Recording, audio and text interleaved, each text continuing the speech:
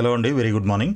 So, ఈరోజు neat యూజీకి సంబంధించినటువంటి updates ఏమున్నాయనేది ఈ వీడియోలో చూద్దాము. సో, ఇప్పటివరకు మీరు ఛానల్‌ని సబ్స్క్రైబ్ చేయనట్లయితే దయచేసి ఛానల్‌ని సబ్స్క్రైబ్ చేసి ఫాలో చేస్తూ ఉండండి.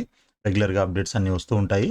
సో, ఇక ఇరుకు గదుల్లో వైద్య విద్య అని చెప్పేసి మనకి ఈ తెలంగాణలో రీసెంట్‌గా వచ్చినటువంటి ఈ గవర్నమెంట్ కాలేజీలు వాటికి సంబంధించినటువంటి ఇన్‌ఫ్రాస్ట్రక్చర్‌కి సంబంధించి ఈ న్యూస్ అయితే తెలుస్తూ ఉంది మనకి.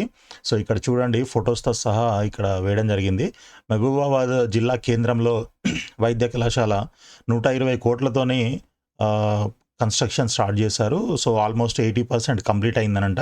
సో, 90 కోట్ల వరకు వెచ్చించారు ఇప్పటివరకు. సో, ప్రస్తుతం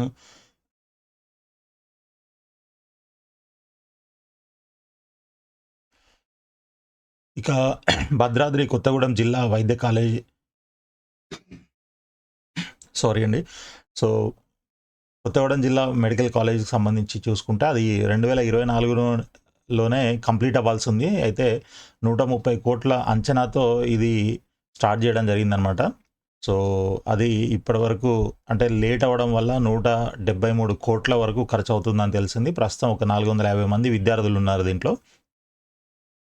సో, నెక్స్ట్ ఇంకొకటి ఖమ్మం G+3 నమూనాలో నిర్మించే భవనాల్లో ఇప్పటివరకు బాలికల వసతి గృహం 2 అంతస్తులు, బాయ్స్ హాస్టల్ 1 అంతస్తు మాత్రమే స్లాబులు పడ్డాయి. నిధులు మంజూరై 3 ఏళ్లు కావస్తున్నా ఇంకా నిర్మాణం మాత్రం పూర్తి కాలేదు. మంచిర్యాల జిల్లాలోనూ 4 ఏళ్లుగా పనులు సాగుతున్నాయి. విద్యార్థులు అవసరమైన వసతి సౌకర్యాల్ని 7 చోట్ల వేరు అద్దె భవనాల్లో కల్పిస్తూ నెట్టుకొస్తున్నారు. సో, ఇది పరిస్థితి.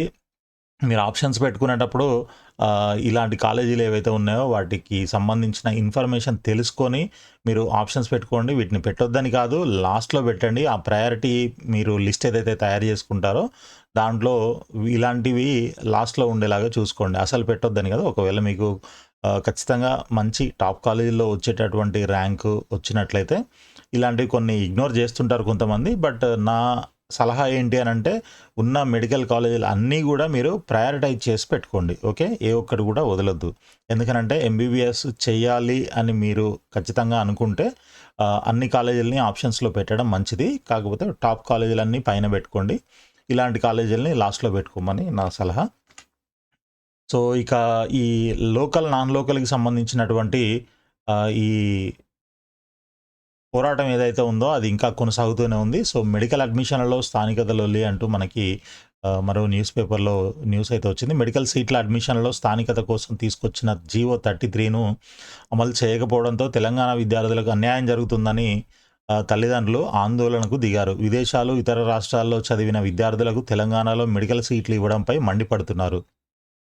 ఆదివారం హన్మకొండలోని ప్రొఫెసర్ జయశంకర్ స్మృతివనం ఏకశిలా పార్కులో నీట్ అభ్యర్థుల తల్లిదండ్రులు ప్లకార్డులతో నిరసన తెలిపారు. 2025-26 మెడికల్ అడ్మిషన్లో జీవో 33ను కోర్టు అనుమతితో అమలు చేయాలని డిమాండ్ చేశారు. సో, ఇదండి పరిస్థితి. సో, మనకి రోజుకి పేరెంట్స్ అసోసియేషన్ అయితే చాలా వరకు అన్ని చోట్ల ఈ పోరాటం అయితే చేస్తూనే ఉన్నారు. డిమాండ్ అయితే చేస్తున్నారు. సో, చూడాలి మరి ఏమవుతుందనేది. మీ అందరికీ తెలుసు సుప్రీంకోర్టులో లాస్ట్ 5th రోజు మనకి ఫైనల్ హియరింగ్ జరిగింది. అండ్ దానికి సంబంధించి ఇంకా ఏమైనా చెప్పాలనుకుంటే రిటర్న్‌లో ఇవ్వండి రాతపూర్వకంగా అని చెప్పేసి సుప్రీంకోర్టు చెప్పడం జరిగింది ఇరు పక్షాలకి. సో, వాళ్ళకి లాస్ట్ ఫ్రైడే వరకు టైం ఇచ్చారనమాట.